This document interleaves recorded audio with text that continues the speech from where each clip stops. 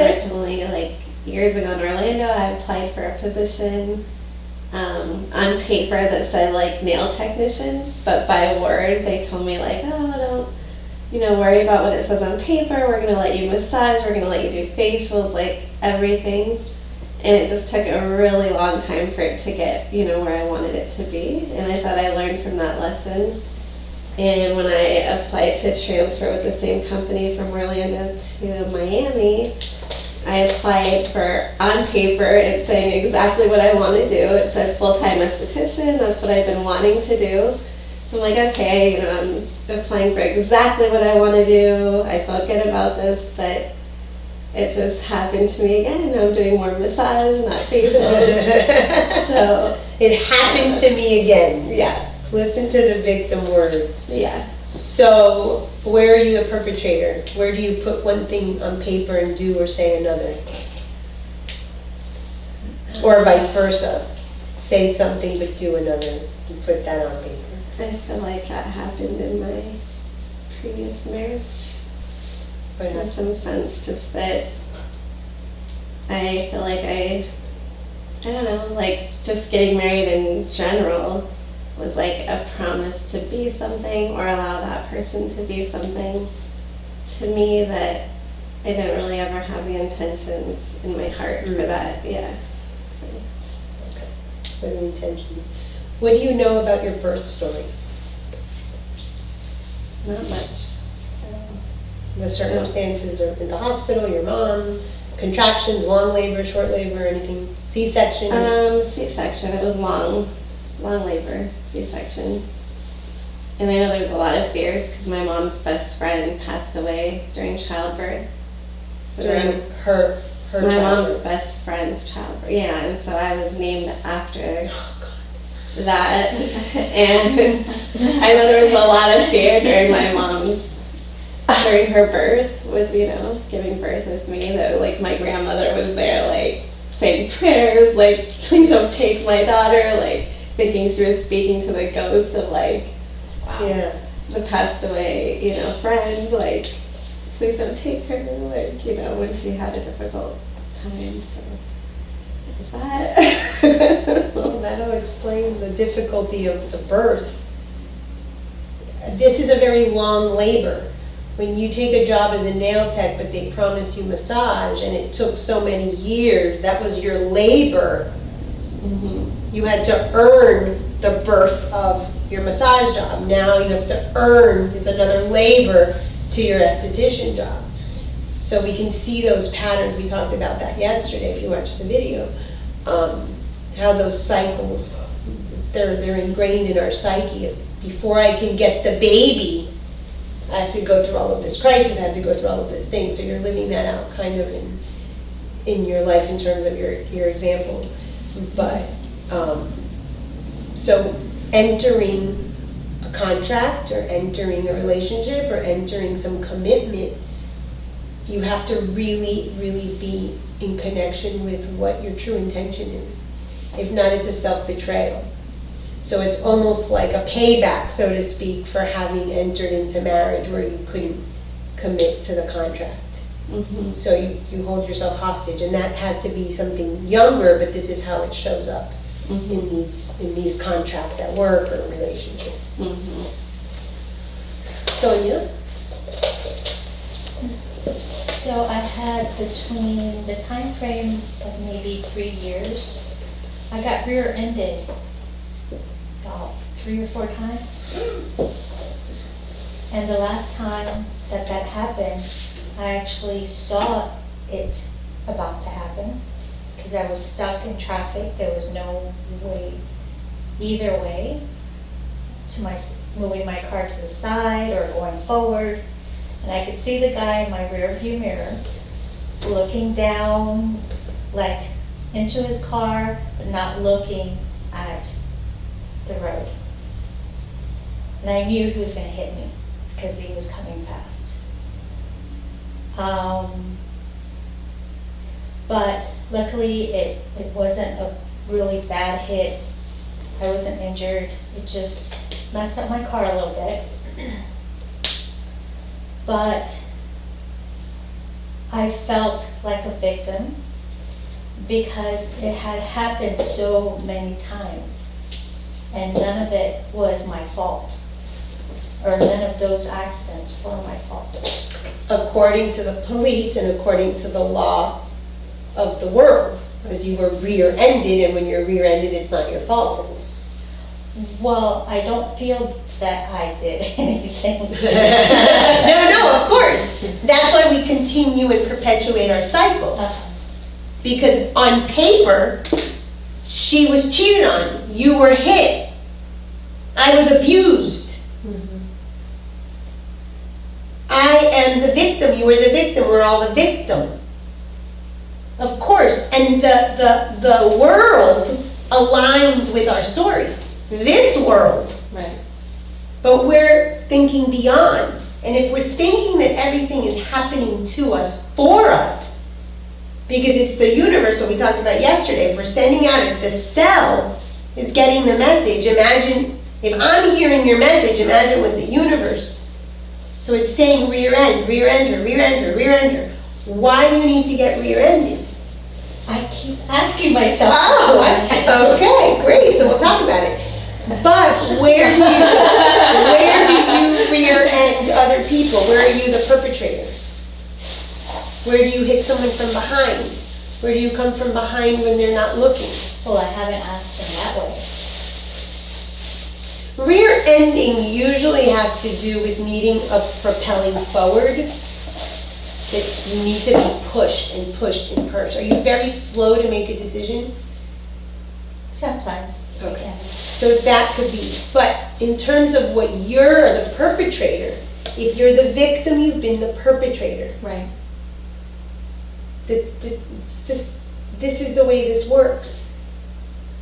If you're the victim, you've been the perpetrator, and it might not be in this life, although this life will show you maybe a microcosm of it, but then you were in another. So like sometimes when I'm thinking about things that happened to me emotionally, I'm like, damn, I must have been really a bitch. Damn, is this hard? I'm like, man, I must have been mean. Like, Yeah. because it's the only way that, and that luckily we have that we can go to those spaces and say, okay, it's not in this 40 years or whatever, but, so where do you rear end people? Where do you come from behind? Where do you take people off center? Where do you take, or yourself? Remember, it's the other or yourself. Where you Where catch them off guard. catch someone off guard, or I can catch myself. It's off guard. yourself, or you come from behind. You have a theme of betrayal. That's self-betrayal, the truthfulness, all that clarity. And that is a very much, if I catch you from behind, I can't catch you when you're looking. It has to do with from behind, I'll get you from behind. So there has to be, so these, we can always do more past life stuff to see where the real origin is, but we still have remnants of that because it's a samskara that we have in terms of, so one of the things I understood about my like delusion thing with the addiction, in many, many, many past lives, ancestry and myself, I had religious persecution. So religious persecution, these are all these themes, they fall under in astrology Neptune, also led to the addiction. So if I'm if I'm running away from an addiction, I'm running away from the religious person. It's a behavior. So I can go back in my past lives to see the origin. But this life is enough to show me by my lived experience what I'm doing, where I'm the perpetrator. So somewhere you're betraying, somewhere you're catching yourself from behind, somewhere the right hand doesn't know what the left hand is doing. So you might be telling something, but really that's not really, you're trying to brainwash and convince yourself. Maybe you fire people, maybe you take people's jobs, maybe it could be many ways. But we're always the perpetrator in the exact same way we're the victim. So is that also related to control? Absolutely. Absolutely. Because from behind you can't control. I do feel that I am a perpetual control freak. Join the club. Huh? Join the club. And control is fear. That's all that is. It's fear versus faith, divine will, free will. What sets us apart from the animals and the trees? What do we have besides higher level of consciousness? Free will. We have free will. Free will is the ego. That's all it is. I know it's brave. Free will is the ego. It's the I. So I know better than the universal consciousness. The trees do not cry at winter and say, oh my God, I'm losing my leaves. Because they know they're going to get them back. We don't. I have a client. I'll read you what I wrote her the other day. She's having this difficult time with her boyfriend, her ex-boyfriend, and they're still kind of dating and whatnot, but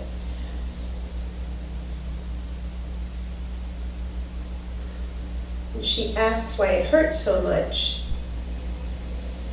to detach. And it's like this idea of the trees. So she's like, I never felt someone so deep. Why is it so painful? Blah, blah, blah. And so her question was, can I ask you one question? Why is it so painful to break the cord with someone? So whether it's an attachment to someone, a thing, a job, whatever. I said, because we are creatures of attachment, which is the root of all suffering. We do not have enough faith to believe that there's something better or that we have all we need within us. All of us really have no faith at the end of the day, and that is why we suffer. Even though we know we will be provided for, and even though we know who we really are in our heads, we don't really truly believe it in our hearts. This is the root of all human suffering and the major issue humans have. We say we have faith, but we really don't show it in our actions. Faith is the ability to surrender, to let go, and know that something better is coming. Animals, plants, trees, they don't suffer. They detach, they let their leaves go. They know spring is around the corner. But we don't. We have free will, and that screws us up. That's why the fifth chakra is free will and divine will. And for most people, it rules the thyroid. Because the thyroid is that control gland. Because we want to control things with our free will and not have faith to surrender and let our divine will come through. Even though we know, our soul, we know internally, our divine will is better and will provide more, we just don't know how to have faith. We don't. At the end of the day, we are all faithless. Our actions demonstrate this. So we're all control freaks. And that's how we tone the ego. We can never lose the ego. When we get back from break, we'll go into the qualities of the mind, and then we'll go to the 4 parts. But we can never lose the ego. But we can tone it a bit. And the way that it lessens, so to speak, is by having faith and surrendering. Yeah. But all of us are control freaks. And that's where you're going to find Scorpio, that's where you're going to find Taurus in the chart. Those are signs that are called fixed signs. So they're very hard to detach. But, I'm a Scorpio. I'm sorry? I'm a Scorpio. Oh, okay. Ken. What? I told you I wanted to hear what you were a But it's a victim. break time, I don't want everybody to No, it's not. I haven't said break yet. All right, I came up with one possible one. This was like 4th grade. This is like the first time I can remember not belonging, not fitting into the world. That was... What happened? Oh, I was writing a suicide note. I had my hunting knife on my desk beside me. Of course, I don't have the guts to do that. But that was, I really was feeling completely disconnected from everything at that point. That was the first time I remember that. And then it just kept happening for the rest of my life. And you felt like a victim, why?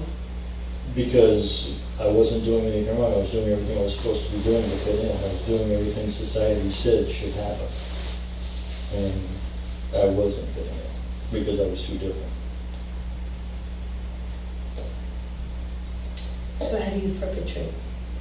Oh, that I do all the time.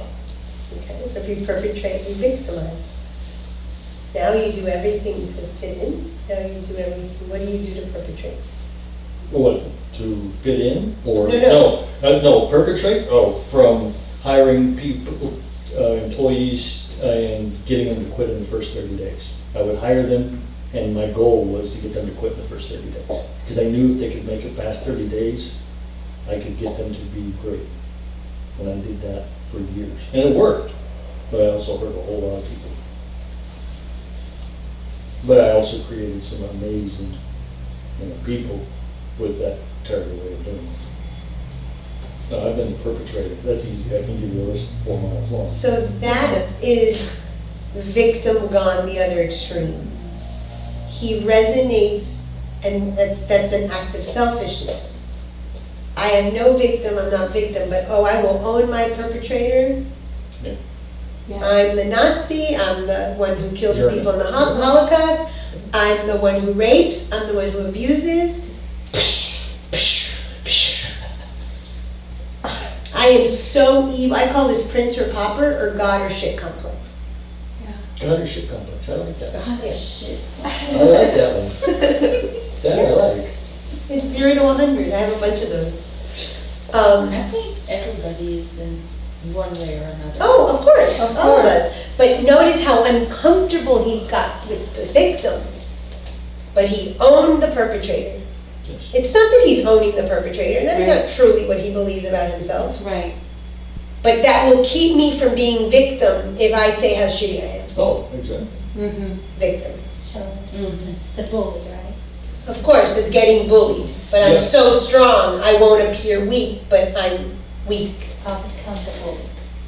Of course. Right. Yeah, because I So was we- bullied, so right. I became bullied. Right, so we show up either way, and either way is victim. It's the 0 to 100. On my desk in my practice, I have a gold coin, a plastic gold coin from Party City. And so when I talk to clients about this, like pull this out for them, I'm like, it's one coin, it's heads or tails. So whether it's the victim or the perpetrator, whether it's God or shit, whether it's, being a selfish jerk or being a selfless saint, it's the same thing, it's the same coin. Yeah. There's no balance in these states. It's all It's extreme. this or this. Yeah. The thing is, he'd rather come off as the jerk, the ass, the perpetrator, Then be a victim. than be the victim, but it's the same thing. So those things you pay attention to, those are the key words that your clients are going to demonstrate in their stories, in their actions, in their selflessness, in their work. That you're gonna go, oh, there it is. And that's the wound. That takes you right up, and you'll see it in the Saturn and the moon. And many wounds. There are many wounds, but they boil down to one. Okay? So, okay, go on your break. Because I know you're not gonna get a break. Okay, get a break. What, 11:40?